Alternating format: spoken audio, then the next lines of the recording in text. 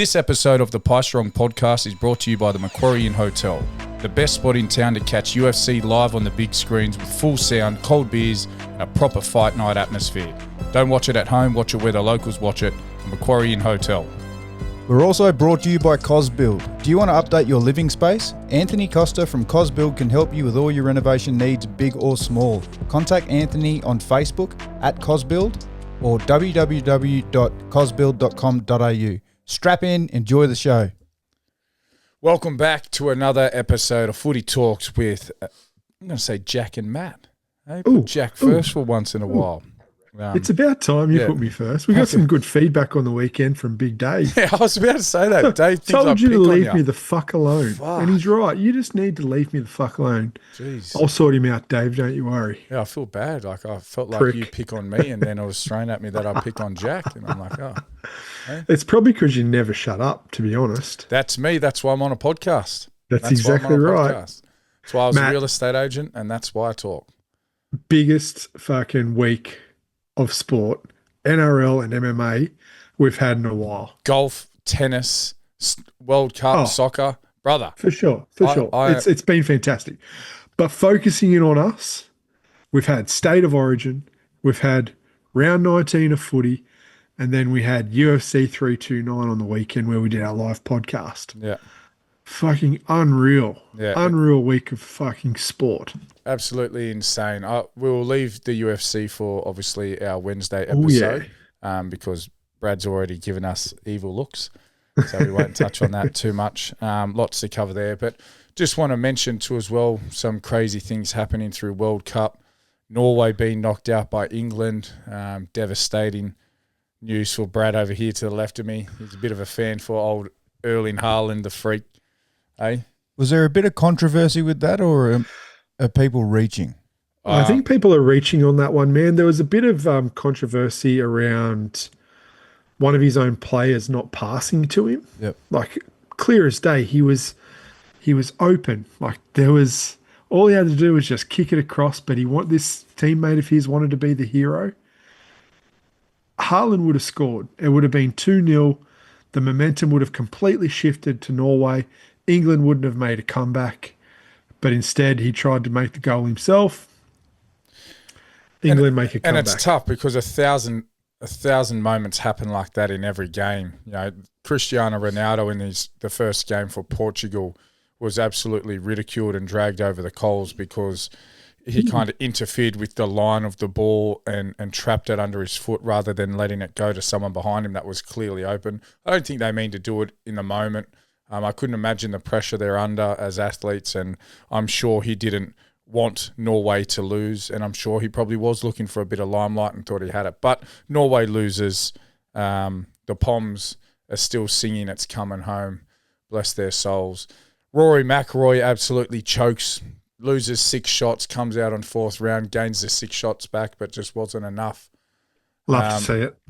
Yannick Sinner knocks out Novak Djokovic and makes easy work of Alexander Zverev to win the Wimbledon title. That guy's just absolutely on a rampage at the moment. Between him and Carlos Alcaraz, there's I don't think there's any more of the big four, which is crazy. No, they're it, mate. They're the next generation of tennis players coming through. Yeah. How good was it to see Novak Djokovic fucking knocked out? Well, mate, Tell me what you did, Matt. What did you do? I can't tell you because it's a PG podcast. So No, it's not. Now, look, I'm. If anyone doesn't know, I'm a massive Roger Federer fan. I mean, I grew up standing in front of the TV, hitting an invisible tennis racket, egging him on. Jack has been through the absolute highs and the lows with me. I know 2017 and 2018 was incredible. I made this guy walk around fucking Wimbledon and film tennis players like a creep, just so I could get a glimpse of it. So he's been there with me, watching Rafael Nadal overtake and then slowly become a fan of Rafa as well. And then Novak Djokovic kind of come into the scene and just ruined it for everyone with his he's so talented, the best player there is, right? The stats show it, the games show it, the records show it. But he just tried to be funny and charming like Roger Federer. He tried to be broken English funny like Rafa, and it just didn't suit him. He never chose to be himself, and that really put him in a spotlight of being hated rather than loved. And unfortunately, the love for Rafa and Roger just made people hate him more. So to watch him lose, it kind of made me feel a wee bit good. But yeah, it's crazy. But look, that's a bit of a sport update. Massive boxing card coming to Australia too as well. I can't wait to cover that on the podcast. But State of Origin, Jack, I'm handing it over to you. State of Origin, Matt. There's moments in life. There's moments in life where you feel like you're done.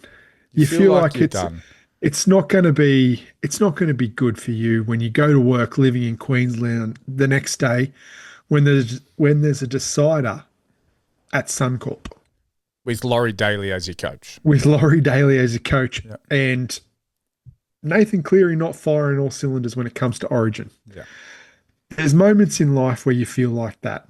You sit down to watch a football game with low expectations, and you just get absolutely blown out of the fucking water by the brilliance that is New South Wales Nathan Cleary. And Nathan fucking Cleary, the Iceman. Well, let's start with State of Origin. You've pumped me up.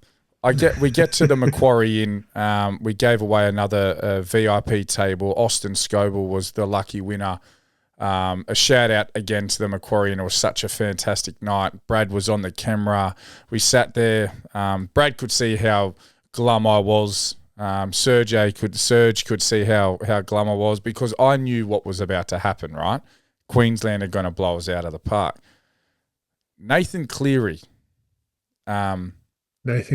Just absolutely. Well, look, I don't want to say fired on all cylinders. He took the bull by the horns. He started controlling possession from the get-go. Yep. And not only that, it was off the back of our forwards that he was able to do that. Yep. So Payne Haas just had an absolute blinder of a game where he was able to get up into the line quick and fast and hard and attract multiple defenders sounds like to that create penis. space. Create space and time for Nathan Cleary to see what was going on, to take the line on or to fucking, mix his plays up a bit more, which was just awesome. Then you had, they were completing sets, right? But they weren't gaining a lot of meters in those sets. I think the average is about 30 meters. Yeah. And that's okay, but we're still completing. We were lucky enough to have Mitch Moses in the side that was just absolutely launching those balls 60, 70 meters to get us out of any sort of trouble and to stop Queensland from getting any advantage off a strong defensive set, which was phenomenal. I called the podcast before State of Origin Monday night that I was going to come to this podcast. Sorry, listeners, that we didn't launch one last night too as well. Jack, the VIP, flew back into the Gold Coast and obviously having 14 kids, it's a bit rough to get them all into bed. So we gave him the night off. So thank you for your patience. But I expected to come to this podcast and I called it saying that I was, I hope that I have to eat my words and it doesn't happen. I said we had to bore and put Queensland into a lull and force their hand. Now, we didn't do that, but what we did was we defended so well. Moses kicked out of our own half so well, and we just put immediate pressure on him. Nathan Cleary scores an individual try, obviously off the back of the effort. Payne Haas, as you mentioned, was killer in bending the advantage line, and he did it all night. Liam Martin did it all night. Cam Murray, Isaiah Yeo, Adam Fanua-Blake, any forward was just bending that advantage line, and it just allowed our backs to and our hooker to run off the back of that. Oh, 100%. Like that first try that you were talking about with Nathan Cleary, just good eyes up football. Liam Martin runs a line for him and draws in defenders, and he sees a gap, like a legal gap, like that he can just take, fucking puts a step on one, splits the middle of another two defenders and over the line. But I want to add a bit more in depth detail to that. He was on the field testing out the dew, testing out how slippery it was. He knows how slippery that end of the field is as well. So he put on that massive right foot step, watched Munster slip over. It was almost like he knew what was going to happen, got down low. He scores a try, 4-0, kicks the conversion. It's now 6-0. I've erupted. I've looked at Brad. I've looked at Serge, and I said, we're fucking 6-0. This is crazy. Wasn't expecting it. Mate, I fell back onto my couch, put my head in my hands, and was like, what the fuck just happened? Yep. How did that happen? It's okay. It's one try. Let's keep going. Few sets go by. Again, we've just got that momentum. Mitch Moses has kicked us out of trouble again. We defend well. We get back in our half, and we're watching ourselves attack. We push the ball out right to Liam Martin. Breaks the line, advantage line again. Does a step. Flick past the critter. Cam Munster overcommits. Yeah. Slips over. Flick past the critter. Old Marky Mark gets the ball. Again, just does special things, whether it's a kick, staying into touch, jumping up, stupid passes, incredible passes. He gets it to Nathan Cleary. It's now 10-0. He converts. It's 12-0. Nathan Cleary scored all 12 points, and Brad turns to me and goes, I can't wait to get on TikTok and just post shit about Nathan Cleary. And he's yelling, oh, Nathan Cleary doesn't get Origin. And I'm just like, fuck. At this point, we're starting Conor McGregor chants. We're starting New South Wales chants. And it's on for all old and good. And then before we know it, it's 18-0. Queensland scored. There was a couple of controversial, calls in it. The one where Max Plath is offside. He's offside. 100%. It is what it is. Every day of the week. Jack Bostock touched the ball. It's evident that he touched the ball. You look at the side angle, his finger goes back. It's a fingertip, but he's touched the ball. The bunker's fucked up yet again. Does it make a difference for the game? No. But Paul Gallen said it best. Thank you. I was just about to fucking say it. Queensland have always had the rub of the green when it comes to the referees, when it comes to the video calls. Bunkers, the 50-50 calls. Think about Greg Inglis knocking the ball on over the try line. Just for Brad, he set it up so well. He's on 100% footy talk or whatever it is. And Paul Gallen was the captain of New South Wales that lost 150 series in a row. And he set it up by going, I feel sorry for Cam Smith. He's right. We touched the ball. And then Jack, what's he say? What's he say, brother? You're distracted. I'm distracted. Go on, say it. He goes, but let's talk about Greg Inglis dropping the ball. Let's talk about this guy dropping the ball. Let's talk about Justin Hodges scoring a try from a shepherd. Yeah. So, and then I remembered. So I don't care. Sucked in New South Wales won. Yeah, and it was just hilarious. It was hilarious. I don't think it changes. I don't think it changes the outcome of the game if they bring that back. But in saying that, it could have changed momentum. It's another shitty taste left in everyone's mouth. And look, Matt, ask me if I care. I don't care. I don't care. Give a fuck. You know what I did the next day?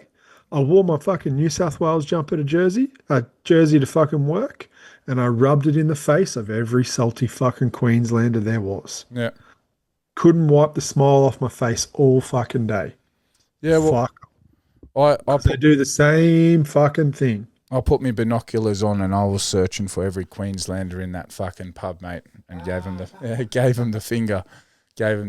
But yeah, look, a good series win. Another decider at Suncorp, and it just goes to show. Lucky we didn't put Mitch Moses into 7 and Ethan Strange into 6. It could have still ended up the right way. You never know.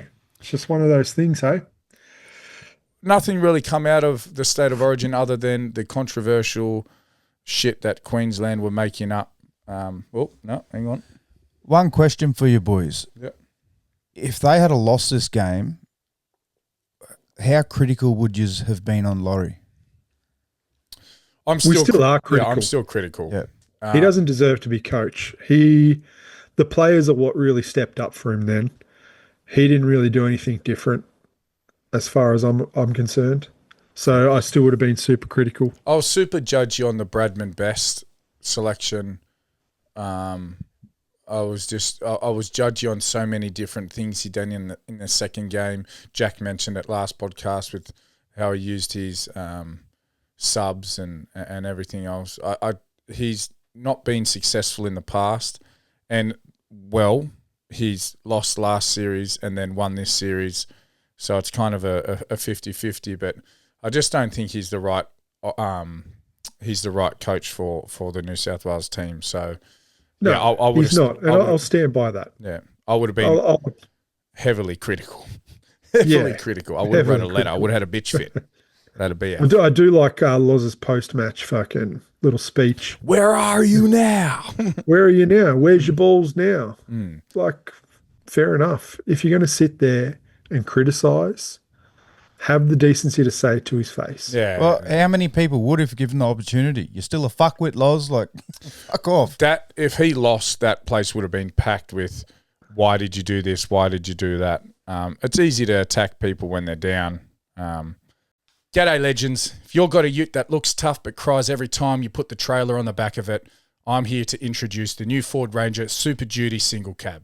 This one wasn't built for the milk runs, and it wasn't built to go and pick up that almond ice latte. It was built for the bloke that goes, yeah, she'll be right, while towing half of New South Wales behind it. Your boat, your caravan, she's got it. Maybe you need to rescue your mate in that Nissan Patrol for the 5th time this year. The Ranger will drag it home. If you're interested in test driving one of them today, go and see Ali and the team located at Dubbo Automotive, Wheelers Lane. Better yet, mention the Pie Strong podcast. Get $5,000 off any in-stock Ford Ranger Super Duty single cab. That's $5,000. You can't beat that. Go and see the team at Dubbo Automotive today and book in your test drive. But yeah, yep. I get where he's coming from, but I totally agree with Jack. I'm still critical, still don't think he's the right coach, and I think he's very lucky that the players took Viagra before that game because, fuck, they did something special. Suck shit, Queensland.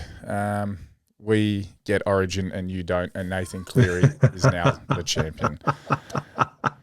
We head on into round 19. Tigers. They're falling apart. They're a shambles, mate. The whole news of Jerome Luai being told he can leave at the end of the year is obviously going to have a negative effect on the team. You know, he's just signed a 1-year deal with breaking news. The Eels. So that's actually kind of good for the Eels. Them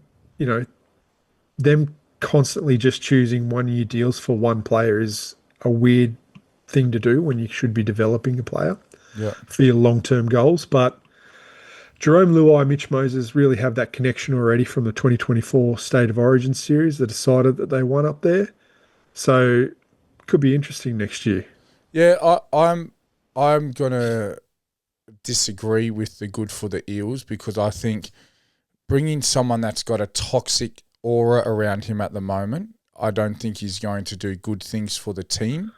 His mind's definitely not going to be there for that team. And if I was Jerome Luai's camp, I would have taken him out of footy for a year and used him as a recruiter. I don't know who said it. I don't know if it was Cooper Cronk or if it was Luke Keary. Someone said it. Start him recruiting. Get him in a suit. Get him going to press conferences. Put him in there. Get him training every week. Obviously, he would still have access to training. Keep him hot. Running fucking footies, passing, doing all of that. Keep him in a really good training regime. But get him into recruitment. He's going to go to Eels. He's going to protect his body. You caught it the instant that he signed with PNG. There was a couple of games where you could see the dedication, but it's gone. Why would you risk injuring yourself with the biggest deal of NRL's history? And then he's going to go to the Eels that mean nothing to them. So at least he had an emotional investment into the West Tigers. Eels is now just a little hostel for him to come in and take a shit and shower and get what? More money to piss off to PNG? I thought it was a bad mistake. I don't know. Look, it probably is a bad mistake. And the Yeah, there's a good chance that he's probably going to try and recruit from within. Yeah. Do you know what I mean? Well, while that's he's fucking playing. Yep. So then you've got someone that. So why would you bring him in? Yeah, that's a perfect point too as well, Jack. You've got someone that's trying to find players. Now you're investing him in your team, and then you watch what comes of that. I didn't even think of that. We'll see. The 2nd minute, 13th minute, 16th minute, 49th minute, 52nd minute, 74th minute shows that was absolute dominance. Cam Pereira scored 2. Wade Egan, good to see him get a meat pie too as well. Only a single try from Samuel Afianu. Not much. Tigers had one line break, Matt, during that whole game. You're kidding me. That was in the 79th minute. Yeah.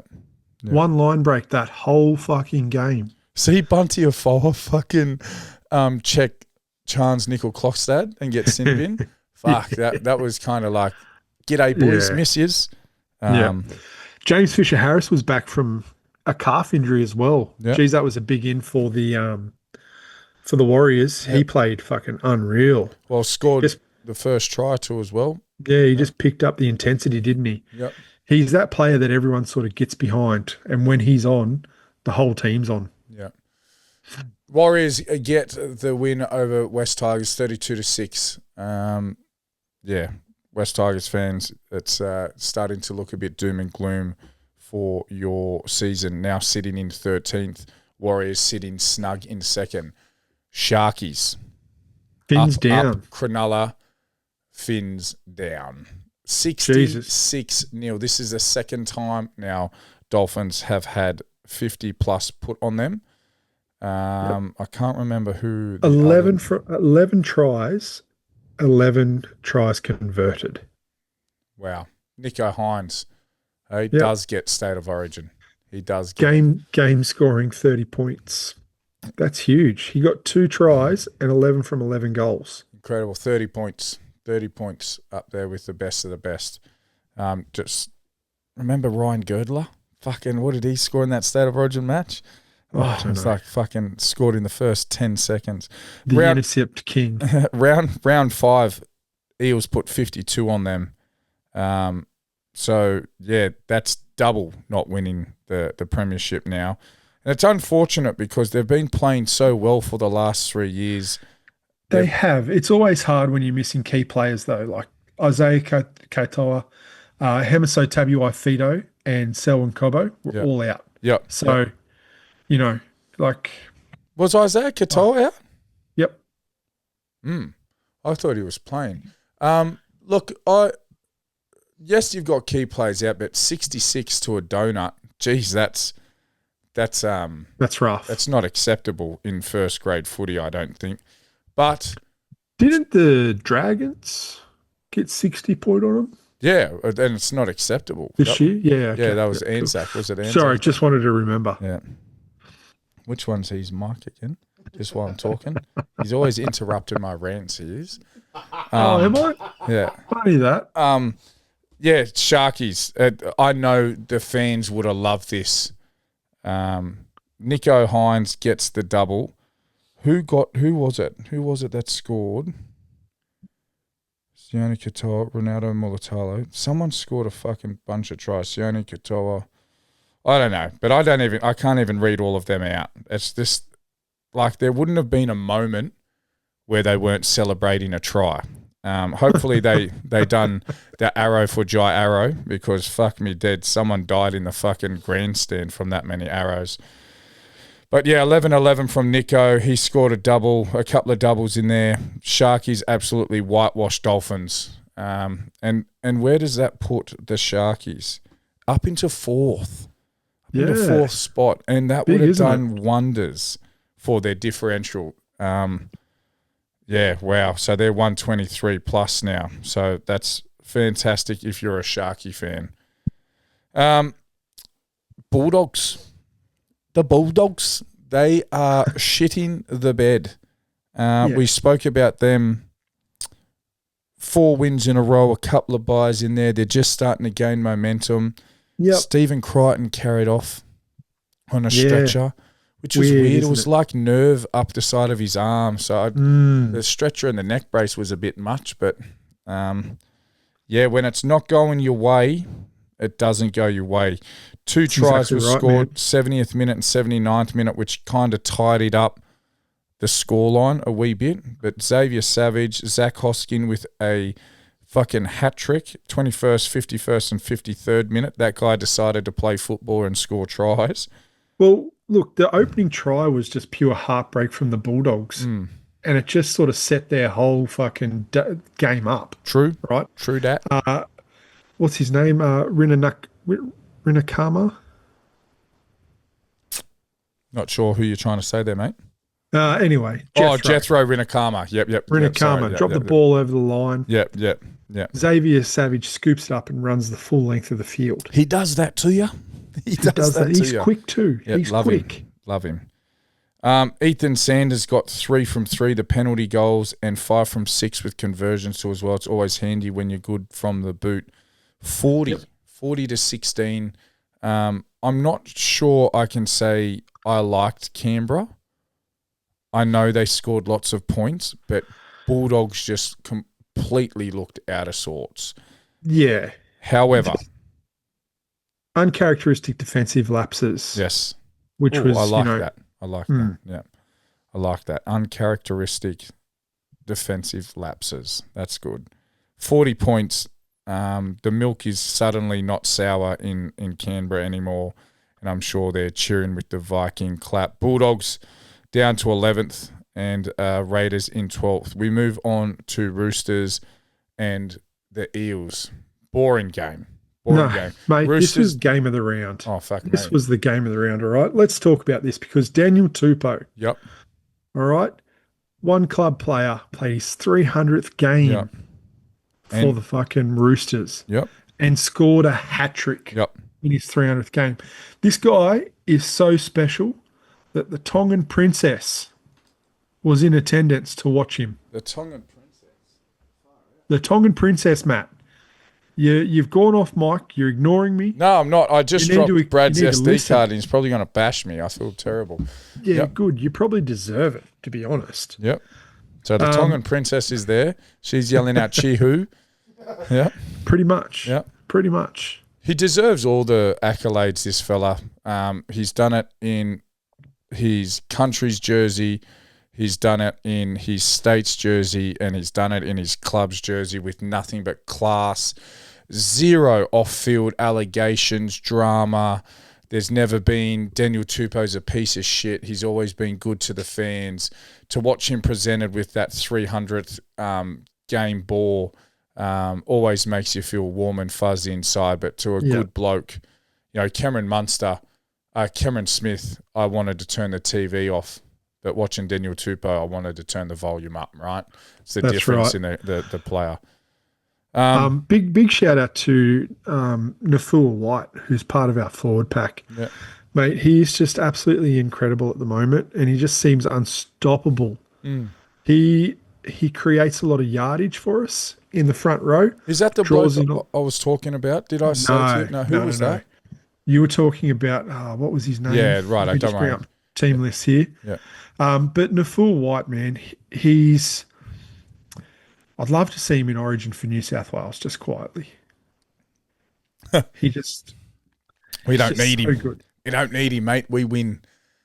Celeste Fiketti is the bloke you were thinking of. Send him to Queensland. They need help. 28-12. Papali, Arans Nanva get a late try there. So it kind of tidies it up. But Roosters were just dominating attack, defense, kicking. I don't think Roosters really got out of second gear, to be honest. So that's why I said it was boring. It wasn't boring because Roosters were playing well. Roosters just didn't have to play well. They were just like, meh. Eels looked horrible, and they have many occasions this year. That drops the Eels back down to 15th, and it puts Roosters snug in third. Roosters probably starting to prime themselves in a better position than the Warriors at the moment to compete. We've got a tough run home. Yeah, but all the top 8 comparison to teams, some of the all the top 8 teams have tough runs, I'm pretty sure. I think the Roosters is just a little bit tougher. Yeah, righto. I'll Just having a through look the at 'em. week, I'll kind of chop all of that up. I know NRL and Fox have done that, so I might be able to steal some of their hard work. 28-12, Roosters get the W over the Eels. Yep, you've said that score 3 times. Good now. luck Let's to the move Eels. on. So 28-12, Roosters get that one. Rabbitohs v the Knights had Michael shitting himself. He bagged me out for tipping the Knights, and he said Rabbitohs were always going to do well. Jai Arrow's birthday. Shout out to the fucking birthday. yeah. Wait, let's just have a quick chat about Jai Arrow for a second. Yeah. This guy, just keep him positive, okay? He said there's one good thing about motor neurons disease. I love it. Is that when he blows a load, it's fucking so much better. It's something special. He's Good on you, Dry. that was on what's that? Is it the Montoya's podcast? Yep. Yeah. And you could see how red Marcelo went, and the wife, she's pissing herself laughing. Jai's partner, you could tell her head went into her hands, and no one was expecting what he said. He said, yeah, the MND laugh is also awkward too as well, because when they'll breaking the news to the therapist, they're like, he's been diagnosed with this and blah, blah, blah, blah, blah. And the MND laugh just comes out of nowhere. So he's pissed himself laughing, and she's bawling her eyes. But yeah, the upside to that, Jai Arrow loves to blow a load. He says it feels amazing. 26-24, they were absolutely running away with it. Tries from Kalen Ponga in the 68th minute, try from Kalen Ponga in the 69th minute, and Harrison Graham in the 75th minute made every Rabbitoh fan shit themselves. Yep, Kalen Ponga was the general that led the Knights around the field for this one. Yeah. Especially for that comeback, because the 63rd minute, it was 26-6. Yeah. So it looked like the Knights were out of it completely. Yeah. Enter Kalen Ponga and really gave it his all. Unfortunately, they didn't get the W, but yeah, he was definitely a standout player for the Knights. Standout player for the Bunnies was Tallis Duncan. Yes. Yeah, scored a try and made some crucial line breaks. Really helped the Bunnies out in some tough situations. Yep. He was also playing centre. Yep. Yeah, which just shows his versatility, mate. Yeah. Yeah, really good player. Rated. A bit of a weird one too as well. They put Matt Duffy into fullback and chose to play Jai Gray in the centres. So everyone was questioning that move, and Matt Duffy set up like 4 tries. So they were like, still can't stop him, but he can set him up. 26-24, another shout out to Jai Arrow. Happy birthday, champ. Lots of arrows were shot for you. It was good to see the Rabbitohs. And Cody Walker. Notice that. Did you notice something? He was in his shell a little bit. Yeah, really in his shell. Kind of took a step back, I thought. Do you know why he took a step back? Yeah, because he doesn't want to cost the fucking team the game again. Because he wasn't playing, Jack. I was waiting for you to say he wasn't playing. It was weird. I don't know why he wasn't selected, and I want to find out. I didn't see, but just a funny timing, right? Cost your team 2 points, and then you're not selected. So I reckon that's a bit of a fuck you. Wayne Bennett pizzling. 18-19. Alas, Scott Drinkwater. Where's he go next year? Where's he go? St. George Illawarra Dragons. And fuck, I can't wait. He's still a bottom 8 team. Kieran Foran. He's lost 3 out of the last 4 now. Oh, they're going to fire it? Pressure is on Kieran Foran. Now, it's not needed. The guy couldn't keep winning all year, right? It's possible, but you can't just keep winning. But their last couple of games that they've lost, Jack, have been ones that they should have won. They're in a position to win it. So, yeah. Especially this game. This was a crucial game because now Manly are out of the top 8 and North Queensland are into the top 8. Correct. Yep. So, to stay in the top 8, they needed to win that. But Manly's run home from memory it's pretty Titans, decent. Sharks, Pretty decent. Bye, Storm, Finns, Knights, Dragons, Warriors. Few winnable games in there. There's some very winnable games in there. So round 15, they had a bye. Round 16, they lose to the Bulldogs 13-12. They then come back and whoop Melbourne Storm at Four Pines Park. Bit of fire around that one. I thought it was going to be a better game than it was, but 30-4. Then they lose to the Eels 23-14 and then lose to the Cowboys 19-18. So out of them 4 games, 3 of them had field goals put on them and 2 of them they lost by 1 point. So it's going to have to be a big game by all of the Sea Eagles coming up against Titans. They need to do something special there to get the confidence back. But Cowboys, I'm not saying this because he's come to the team, but I want to show the negative first. I've never seen a fullback that can make you hate him so much and then make you love him so much. He is a very inconsistent fullback. I think he's second out of fullbacks at the moment when they've got all the stats together. He's either second or third. Teddy's first, obviously. But I can just see why he hasn't played State of Origin yet, because he has 3 games where you're like, this guy's the best player in the world, and then he has 3 games where you're like, why would you even ever pick him? But he iced it. He gets it.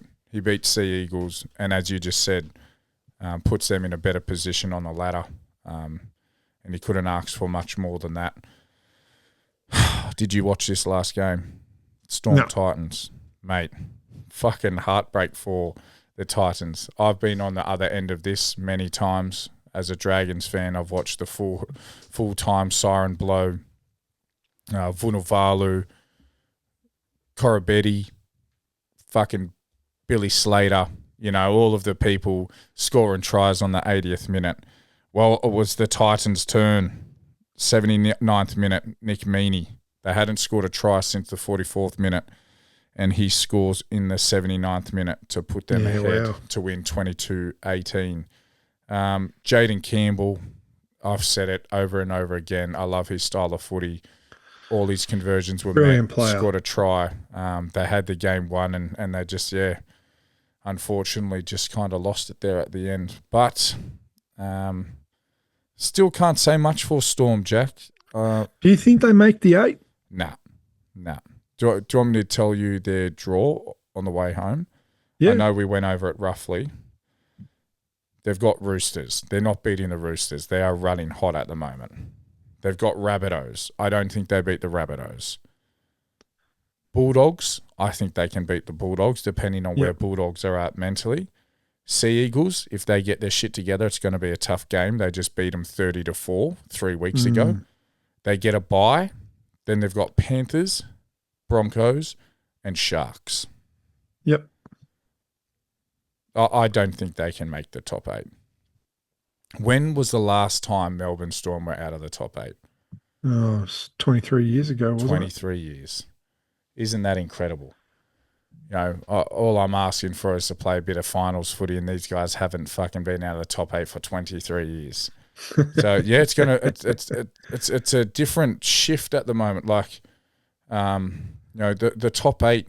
There's a few teams in there that make sense, right? But Panthers, Warriors, Roosters, Sharks, Knights, Rabbitohs, Dolphins, Cowboys, right? It just doesn't sound right. Then the bottom 8 is Manly, Storm, Bulldogs, Raiders, Tigers, Broncos, Eels, Gold Coast, and Dragons.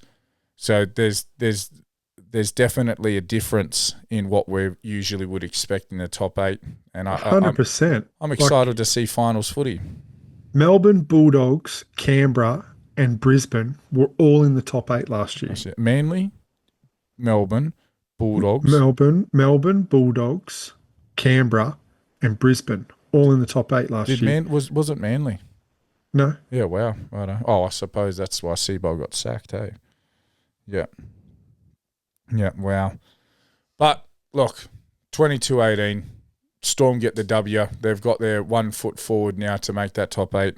Titans are going nowhere. They are now only 2 points behind St. George Illawarra Dragons. So I've again called for the Broncos to finish last and the Dragons to pip them at the end. So interesting to see the pressure on the Eels, Broncos and Titans now with the Dragons starting to fucking fire up. So I've caught Jack. There's a thing that the Dragons do. Go and raise the red. I seen Jack doing that the other day. It's the gayest thing I've ever seen in my life. That was round 19. We'll quickly get our tips. Is there anything else you wanted to cover on round 19? No. All right, tips for round 20. Jack Wetton, have you got them in front of you? I've got them in front of me, mate. Hit me. Panthers versus Broncos. Panthers. Yeah, I mean, it's a no-brainer, isn't it? Correct. I mean, they're both going to have full-strength teams. It'll be interesting to see how the Broncos go this week. Fuck, I hate when you waffle on. With all the players that they've named.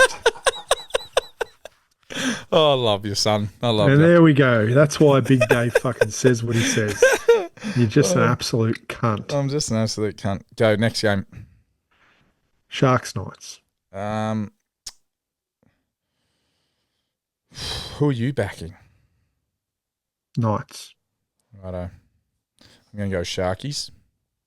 Roosters Storm. You're not saying much, Jack. Roosters Storm. Roosters.